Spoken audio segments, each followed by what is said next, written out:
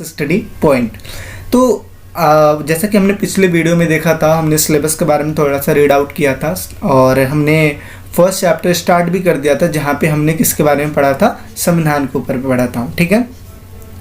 अच्छा, अब इस वीडियो में हम बात करेंगे उसके अगले वाले टॉपिक को। जैसा कि मैं पता था उस टाइम पे 7 टॉपिक थे, जिसमें से हमने फर्स्ट टॉपिक क्लियर कर लिया था, बट इस वाले वीडियो में मैं फर्स्ट टॉपिक भी एक बार और रिवाइज करवा दूंगा और बाकी के अदर टॉपिक भी करवाऊंगा। ठीक है। अच्छा, एक चीज़ और बताइए कि आपने अगर पहला वाला वीडियो अगर नहीं देखे हो तो जाकर देख लीजिए, और जो बच्चे देख चुके हैं वीडियो, फर्स्ट वाली वीडियो, उन बच्चों के लिए पहला क्वेश्चन ये है कि आपने संविधान का जो डेफिनेशन पढ़ा था क्या वो आपको याद है। मैं एक चीज़ मैं बता दूं, यहाँ पे मैं आपको याद करना सिखाऊंगा, यानी कि याद करना, किसी भी चीज़ को आप लंबे टाइम तक याद कैसे कर सकते हो। ये नहीं कि आपको रट्टाफिकेशन में सिखाऊँ, रट्टाफिकेशन तो बिल्कुल नहीं हो पाएगा। क्यों? क्योंकि आप अगर चीज़ों को याद करोगे तो इन फ्यूचर आपको काम आएगा। आई बात समझ में? ठीक है। चलिए, मैंने क्या बताया था संविधान का डेफिनेशन। पहला चीज़ मैंने बताया था कि आपको पता होना चाहिए संविधान क्या है। संविधान एक लिखित पुस्तक है। अब देखिए, संविधान क्या है? एक लिखित पुस्तक है। मैंने उसमें भी एक इमेज डाला था ताकि आपको चीज़ अच्छे से क्लियर हो। तो संविधान एक क्या है? लिखित पुस्तक है। और इस पुस्तक को क्या बोल दिया गया है? दस्तावेज बोल दिया है। क्या बोल दिया गया है? दस्तावेज बोल दिया गया है। तो क्या डेफिनेशन हुआ? पहला, संविधान क्या है? एक दस्तावेज है। और कैसा दस्तावेज है? देखो, ये एक बुक जैसा बना हुआ है, यानी कि ये लिखित दस्तावेज है। कौन सा दस्तावेज? लिखित दस्तावेज। दूसरा चीज़ मैंने क्या बताया था कि लिखित दस्तावेज है तो इसमें क्या लिखा गया है? नियम और कानून लिखे गए, नियम कानून लिखे गए हैं ताकि किसी भी देश को, तीसरा चीज़ मैंने क्या बताया था, ताकि किसी देश को अच्छे से चलाया जा सके, अच्छे से चलाया जा सके। ठीक है। तो अब मैंने 3 चीज़ याद करने के लिए बताया था। कौन कौन सा? संविधान एक लिखित दस्तावेज है, दूसरा इसमें नियम कानून लिखे गए हैं, और तीसरा जिसके माध्यम से किसी भी देश को सुचारू रूप से अच्छे ढंग से चलाया जाता है, उसी को क्या बोलते हैं? उसी को संविधान बोलते हैं। आई बात समझ में? चलिए आगे बात करते हैं। एक डेफिनेशन यहाँ पे भी लिखा हुआ है, जैसे संविधान जिसके माध्यम से किसी देश को सुचारू रूप से चलाया जाता है, अर्थात ऐसी लिखित पुस्तक जो शासन चलाने में सहायक होती है। ठीक है। आई थिंक आपको डेफिनेशन अच्छे से समझ में आ गया होगा। आगे बढ़ते हैं। संविधान सरकार और समूह, न्यायालय और अन्य संगठनों के बीच विश्वास तथा तालमेल बिठाता है। क्यों? क्योंकि आपको पता है नियम जो बनाए जाते हैं, नियम किसी एक के लिए तो बनाए नहीं गए हैं, बल्कि पूरे लोगों के लिए बनाए गए हैं। तो इससे क्या होगा, जब नियम सबके लिए समान है तो इससे तालमेल बिठेगा कि नहीं बिठेगा। अब जैसे मान लो स्कूल है, स्कूल में हमें पता है कि 7:30 बजे जाना है। ठीक है। 7:30 बजे एंट्री हो जाएगी। 8 बजे अगर कोई बच्चा आता है तो उसको घर भेज दिया जाएगा, चाहे अमीर हो, चाहे गरीब हो, चाहे ऊंचा हो, चाहे नीचा हो, कोई भी प्रकार का। तो इससे क्या है? इससे समानता बैठेगी ना, इससे तालमेल बिठेगा कि स्कूल ने कोई भेदभाव नहीं किया है कि अमीर को अंदर कर लिया या मतलब 8 बजे भी एंट्री दे दी, गरीब को अगर वो लेट आया तो उसको भगा दिया। ऐसा तो कुछ हुआ नहीं। क्यों? क्योंकि यही नियम कानून का फायदा है सभी के लिए समान रूप से। तो संविधान सभी के लिए समान रूप से काम करता है, चाहे वो ऊंचा नीचा, गरीब अमीर, कोई भी हो, सबके लिए संविधान हमारा अच्छे से काम करता है। और इसी वजह से इसको क्या बोला जाता है? विश्वास और तालमेल, मतलब समाज के उसमें बैठाता है। ठीक है। आगे बात करते हैं इसका उद्देश्य। देखिए, यहाँ पे मैं 4 उद्देश्यों की बात करूंगा, आगे चल के कुछ और उद्देश्य भी बताऊंगा मैं आपको। तो पहला चीज़ लिखा है कि सैद्धांतिक रूप से निर्णय का माध्यम, यानी कि जैसे मैंने बताया कि इसमें नियम लिखे गए हैं, नियम। अब जैसे मैंने स्कूल का एग्जांपल दिया कि कोई व्यक्ति, कोई बच्चा 8 बजे आता है, तो 8 बजे आता है तो उसको रिटर्न घर जाना पड़ेगा। क्यों? क्योंकि वो लेट आया है आधा घंटा।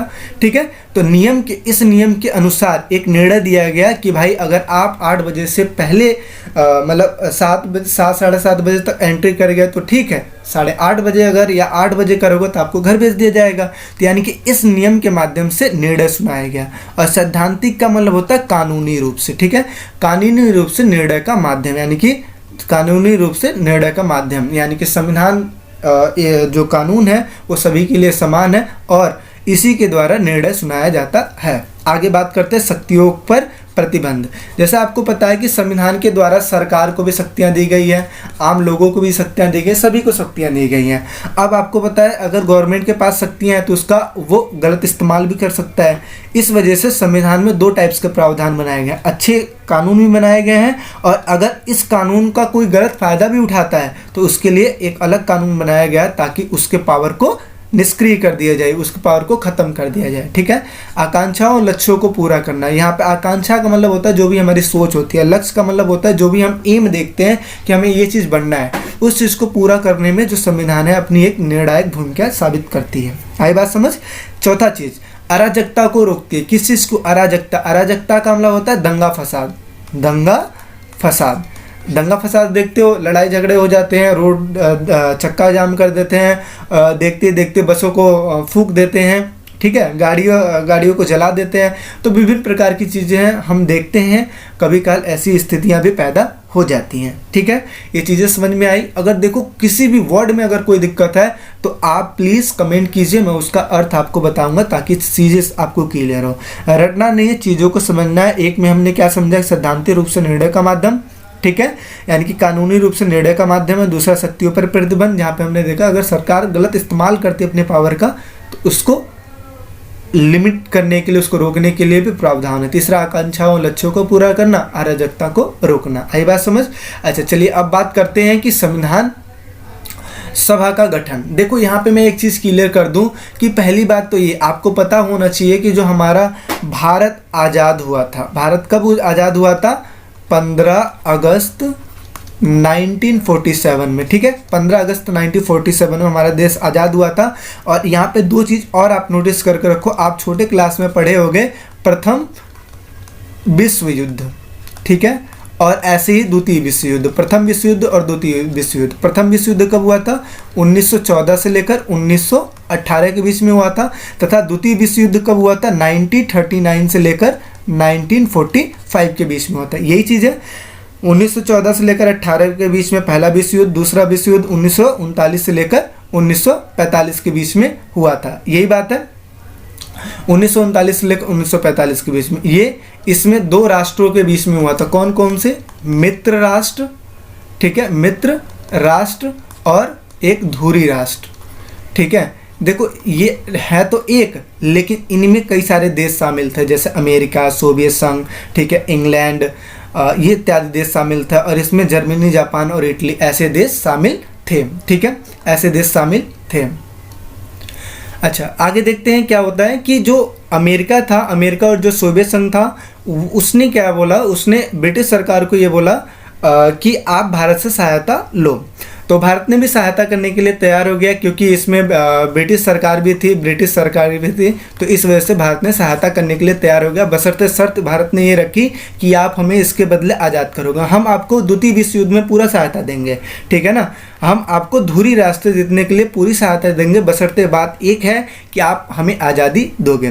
ब्रिटिश सरकार ने बोला चलो ठीक है, कोई बात नहीं, हम आज़ादी दे देंगे। ठीक है, आगे क्या होता है, अभी मैं जस्ट स्टोरी समझा रहा हूँ, ये जो लिखा चीज़ है उसको नहीं समझा रहा हूँ, इस चीज़ को समझिएगा। ठीक है, तो आगे क्या होता है कि ब्रिटिश सरकार ने बोला चलो ठीक है, कोई दिक्कत नहीं है, हम क्या करेंगे, आप हमारा सहायता करो द्वितीय विश्व युद्ध जीतने में, हम आगे चल के आपको आज़ाद कर देंगे। भारत ने बोला चलो ठीक है, आप हमें आज़ादी दे दोगे और यही हम चाहते हैं, आप हमें आज़ादी दे दो। अब देखो होता क्या है, 1945 में द्वितीय विश्व युद्ध समाप्त हो जाता है और इसमें जीत किसकी होती है? मित्र राष्ट्र की जीत होती है, यानी कि जिसमें मित्र राष्ट्र में कौन कौन से देश थे? अमेरिका, ठीक है, अमेरिका, सोवियत संघ और कौन था? ब्रिटिश सरकार। ठीक है, ब्रिटिश या इंग्लैंड बोल दो, जो भी है। तो इसमें क्या होती है, इनकी जीत हो जाती है। अब उस टाइम पे क्या आपको पता है, देखो युद्ध कोई भी जीते, चाहे अमेरिका जीते चाहे कोई भी देश जीते, क्षति दोनों को ही पहुंचती है, हारने वाले देश को ही पहुंचती है, जीतने वाले देश को ही पहुंचती है। तो उस टाइम पे ब्रिटिश सरकार को क्षति हुई थी और क्षति का नतीजा ये हुआ था कि ब्रिटिश सरकार का आज मान सकते हो पूरा कमर टूट गया था, वो अब भारत पर शासन नहीं करने वाले थे। इस वजह से भारत को उसने आज़ाद करने का ठान लिया था। और दूसरी बात ये कि उस टाइम पे भारत में जैसे अगर हमें पता है कि अगर हमें अगर हमें आज़ादी चाहिए तो हमें कहीं ना कहीं धरना प्रदर्शन ये सारी चीज़ करना ही पड़ेगा। तो वो सारा चीज़ होता रहता था जो कि ब्रिटिश सरकार बिल्कुल ही सह नहीं पाती थी, इस वजह से आज़ादी कर दिया। अच्छा, आगे चल के कैबिनेट मिशन, ठीक है। अब जो गठन हुआ था, जो हमारे यहाँ पे जो टॉपिक है, जो हम टॉपिक यहाँ पे देख रहे हैं, कौन सा टॉपिक है, देखिए ये हमारा टॉपिक है कि भारतीय संविधान का गठन। ये जो गठन हुआ था ये किसके हिसाब से होता है, कैबिनेट मिशन के अनुसार हुआ था। अब ये कैबिनेट मिशन है क्या, देखो बेसिकली बात ये है कि जब हमारा देश मतलब 1946 में जब कैबिनेट मिशन आया था, और भेजा किसने था, ब्रिटिश सरकार ने भेजा था। और किस वजह से भेजा था, ताकि भारत में संविधान का निर्माण किया जा सके, ठीक है, भारत में संविधान का निर्माण किया जा सके, और ये भारत की स्वीकृति के अनुसार हुआ था। और कैबिनेट मिशन के द्वारा ही भारतीय संविधान का गठन हुआ था, ठीक है। तो पहले इसको एक एक चीज़ करके समझते हैं कैसे। भारतीय संविधान का गठन, पहला, संविधान सभा की जो प्रथम बैठक हुई थी, कब हुई थी, 9 दिसंबर 1946 को हुई थी। यानी कि 1945 में जब द्वितीय विश्व युद्ध खत्म हो गया था, तो अब सिलसिला स्टार्ट हुआ था कि संविधान को बनाने के लिए ब्रिटिश सरकार ने बोला हम आपको आज़ाद कर देंगे और आपको संविधान बनाना पड़ेगा, ठीक है। तो संविधान बनने का प्रोसेस यहाँ से स्टार्ट हुआ। और संविधान बनने के लिए आपको पता है कहीं ना कहीं एक सभा की जरूरत होती है, एक प्रकार के संगठनों की आवश्यकता होती है, ताकि संविधान को बनाया जा सके। क्योंकि पूरे देश को चलाना है, अपने देश को चलाना है, और देश में इतनी सारी जनसंख्या है, तो उसको होल्ड करने के लिए तो कई सारे लोगों की आवश्यकता पड़ेगी ना, क्योंकि कई सारी आइडियाज आएंगे, इसलिए, ठीक है। आगे बढ़ते हैं। तो संविधान सभा की प्रथम बैठक कब हुई, 9 दिसंबर 1946 को हुई थी। 13 दिसंबर 1946 को पंडित जवाहरलाल नेहरू ने संविधान का उद्देश्य प्रस्ताव प्रस्तुत किया था, ठीक है। और इस उद्देश्य प्रस्ताव को संविधान सभा ने 22 जनवरी 1947 को स्वीकार कर लिया था। आगे फिर दूसरी बैठक 14 अगस्त 1947 को विभाजित भारत के संविधान सभा के तौर पे इसकी दोबारा बैठक हुई थी। यानी कि आपको पता है 15 अगस्त को हमारा देश आज़ाद हुआ था, और 14 अगस्त को ये मीटिंग हुई थी। और आपको एक चीज़ पता होना चाहिए कि जो पाकिस्तान है, पाकिस्तान का जो स्वतंत्रता दिवस मनाया जाता है वो 14 अगस्त को मनाया जाता है, ठीक है। और अपना कब मनाया जाता है, 15 अगस्त को स्वतंत्रता दिवस मनाया जाता है।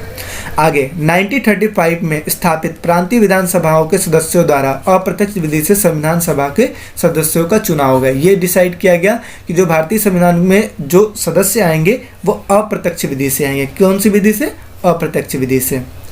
आगे बात करते हैं। संविधान सभा की रचना उसी योजना के अनुरूप हुई जिसे ब्रिटिश मंत्रिमंडल ने, मैंने पहले ही आपको बताया जो कैबिनेट मिशन था, कैबिनेट मिशन जो किसके द्वारा लाया गया था, ब्रिटिश मंत्रिमंडल के द्वारा लाया गया था। तो ये लिखा है कि संविधान सभा की रचना करी उसी योजना के अनुरूप हुई जिसे ब्रिटिश मंत्रिमंडल एक समिति, कौन समिति, कैबिनेट मिशन ने प्रस्तावित किया था, ठीक है। तो एक प्रकार की ये मीटिंग को डिनोट कर रहा है ताकि आपको चीज़ें समझ में आए, ठीक है। आगे यानी कि जो कैबिनेट मिशन था उस योजना के अनुसार, कैबिनेट मिशन की योजना के अनुसार अब ये डिसाइड किया गया कि जैसे कि मान लो ये हमारा देश है, देश में रहने वाले लोग बहुत हैं, अब कौन कौन से सदस्यों को चुना जाएगा भारतीय संविधान को बनाने के लिए, बहुत दिक्कत वाली बात थी। और ये अप्रत्यक्ष विधि द्वारा हुआ, कौन सी विधि द्वारा, अप्रत्यक्ष विधि द्वारा। अब दिक्कत यहाँ थी चूज किसको किया जाए, ठीक है। तो ये डिसाइड हुआ कि चलो कि 10 लाख लोगों पर एक व्यक्ति को चुना गया, 10 लाख लोगों पर एक व्यक्ति को चुना गया। और डिसाइड ये हुआ कि 389 सदस्य को चुना जाएगा, 389 सदस्य को चुना जाएगा, ठीक है। अब समझते हैं हर एक प्रांत, देसी रियासत, देसी रियासत क्या होती है, प्रांत समझते हो, छोटा छोटा राज्य। देसी रियासत क्या होती है, रियासत या रजवाड़े उसको बोलते हैं जहाँ पे राजाओं का शासन था, ठीक है। आगे क्या लिखा है, हर एक प्रांत, देसी रियासत अथवा रियासतों के समूहों को उनकी आबादी के अनुरूप में सीटें दी गई थी, जैसा कि मैंने बताया था, ठीक है। आगे 10 लाख पे एक व्यक्ति। आगे ब्रिटिश सरकार के प्रत्यक्ष शासन वाले प्रांतों से कितने लोग चुने गए थे, 292। आगे देसी रियासतों के न्यूनतम कितने चुने गए थे, 93। और जो 4 सदस्य थे वो चीफ कमिश्नर प्रांतों से चुने गए थे। एक चीज़ के तौर पर मैं समझाता हूँ आपको, वहाँ बहुत अच्छी तरीके से समझ में आएगा, फिर यहाँ पे पढ़ेंगे। देखो टोटल कितने सदस्य चुने गए थे, 389। इसको 3 चीज़ों में कैटेगराइज किया गया, 292 सदस्य जो थे ब्रिटिश शासन के प्रत्यक्ष शासन वाले प्रांतों से चुन के आए थे।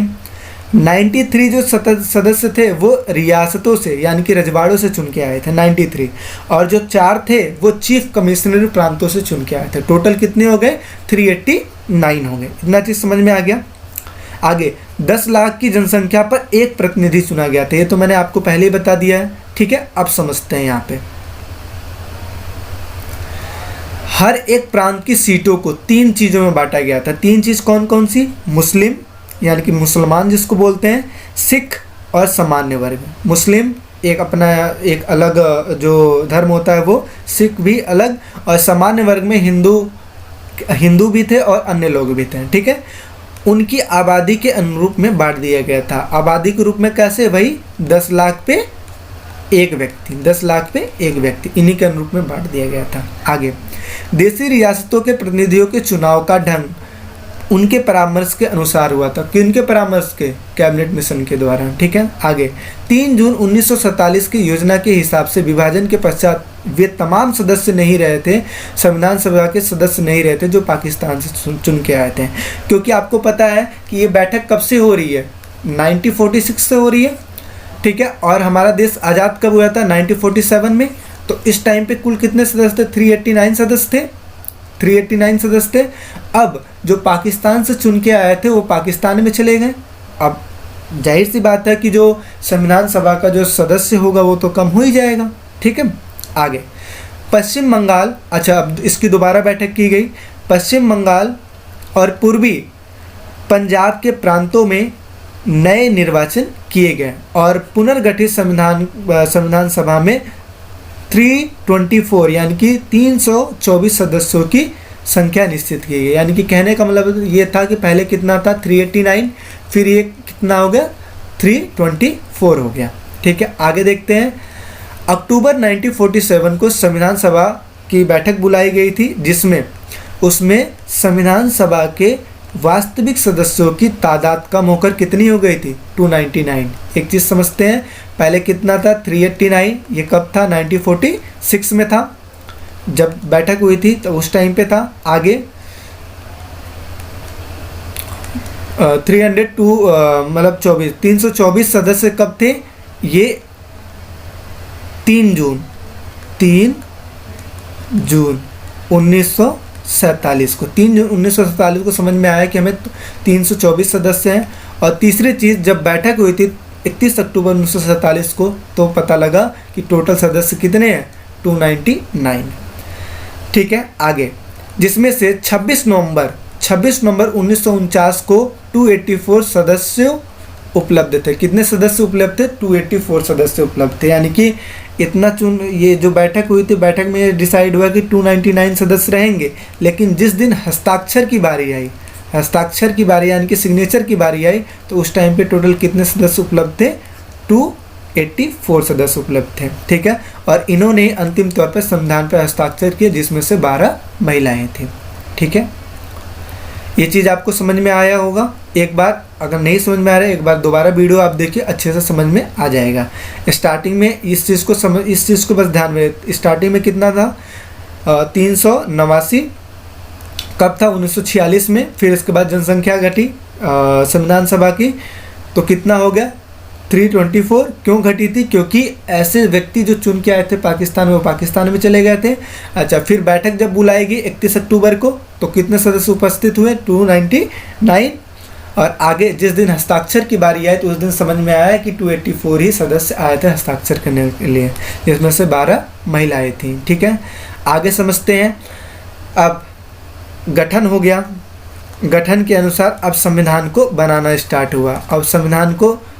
स्टार्ट हुआ। ठीक है, संविधान में उद्देश्य प्रस्ताव किसने पारित किया था? मैंने बताया था किसने किया था? जवाहरलाल नेहरू ने उद्देश्य प्रस्ताव पारित किया था। ठीक है, अच्छा अब जब संविधान बनकर तैयार हो गया तो समझ में आया कि इसमें 22 भाग, 8 अनुसूचियां और 395 यानी कि 395 अनुच्छेद बनाए गए हैं।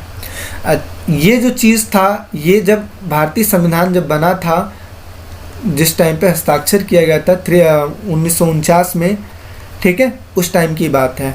अच्छा, एक चीज़ और बताइए कि भारतीय संविधान को 1949 में जब बन के तैयार हो गया था और हस्ताक्षर 26 नवंबर को जब हो गया था, तो इसको लागू क्यों किया गया था 26 जनवरी को?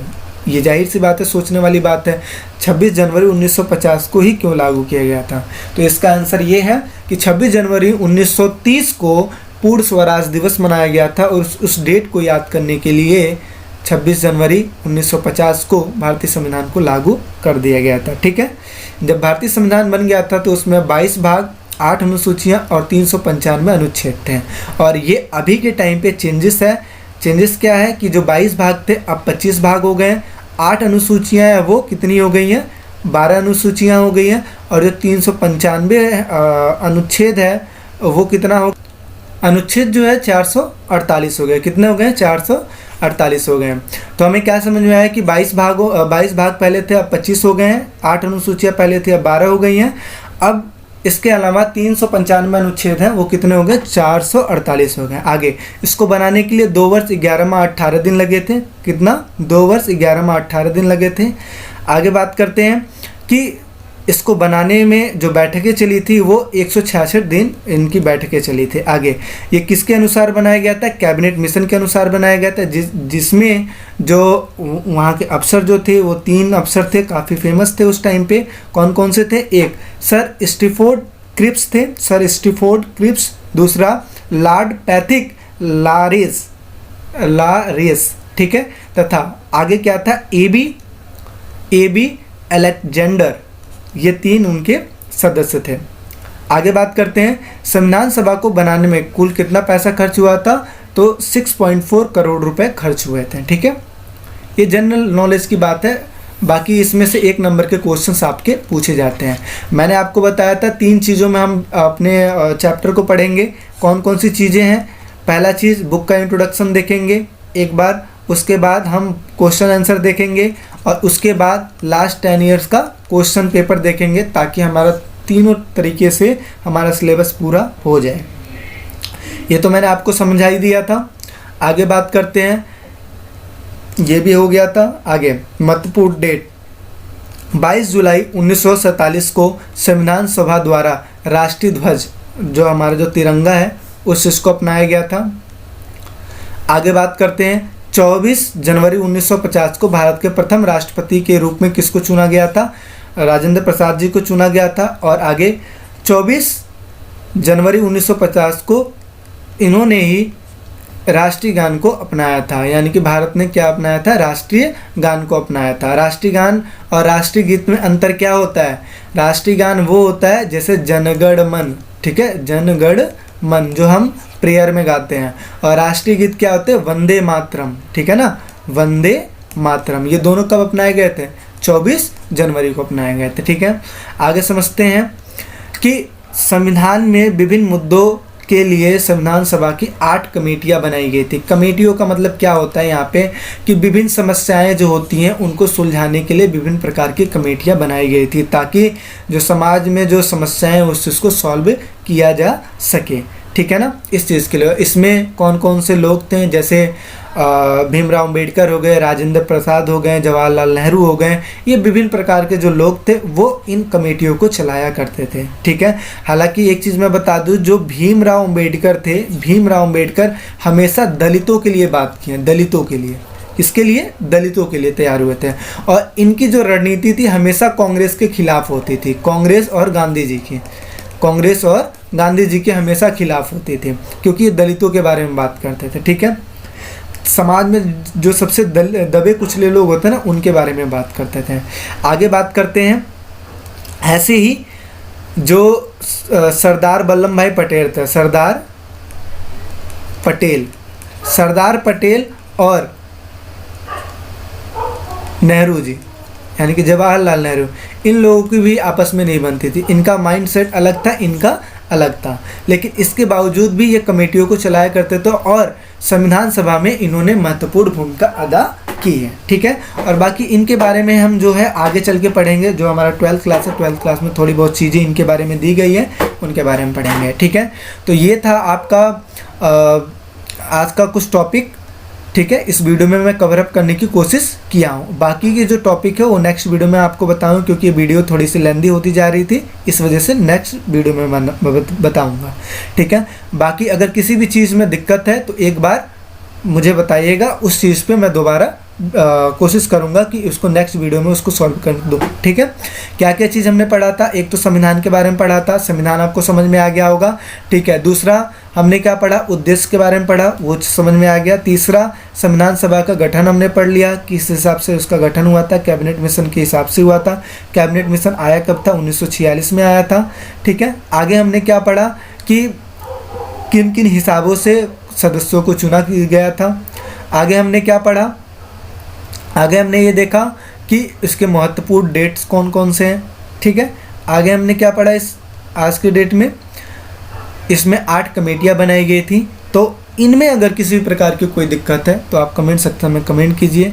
देखिए अभी स्टार्टिंग है, मतलब मैं स्टार्टिंग कर रहा हूँ बनाने की, तो कई सारी गलतियाँ भी हो रही होंगी। ठीक है, क्योंकि अनकंफर्टेबल मुझे फील हो रहा है लैपटॉप से बनाने के लिए। अदरवाइज़ बोर्ड पे मैं पढ़ाता हूँ, बोर्ड की पे ही सारा चीज़ मैं करता हूँ, तो इस चीज़ की वजह से मुझे थोड़ा सा अनकंफर्टेबल फील हो रहा है। जैसे राइटिंग आप देख रहे हो, राइटिंग थोड़ा सा ऊपर नीचे हो रहा है, बट कोई नहीं, आप लोग का सपोर्ट रहा तो और मेरी मेहनत रही तो आगे चल के हर एक चीज़ अच्छी तरीके से आपको मैं प्रोवाइड करने की कोशिश करूँगा। और कहीं पे भी अगर कुछ ऐसा लगता है कि जो मिस्टेक हुआ हो या जैसी भी चीज़ हो, आप मुझे कमेंट सेक्शन में कमेंट करके बताइए। बाकी मैं नेक्स्ट वीडियो में उस चीज़ को कोशिश करूँगा कि वो चीज़ दूर हो। ठीक है, बाकी अगर वीडियो अच्छा लगता है तो लाइक कीजिए, शेयर कीजिए, सब्सक्राइब कीजिए, फॉलो कीजिए, कमेंट कीजिए। ठीक है, और नोट्स पाने के लिए आपको जो नंबर दिया गया है मेरा नंबर, उस पर कमेंट कीजिए, उस पर मैसेज कीजिए, आपको नोट्स मिलेगा। ठीक है, बाकी वीडियो में बने रहने के लिए धन्यवाद।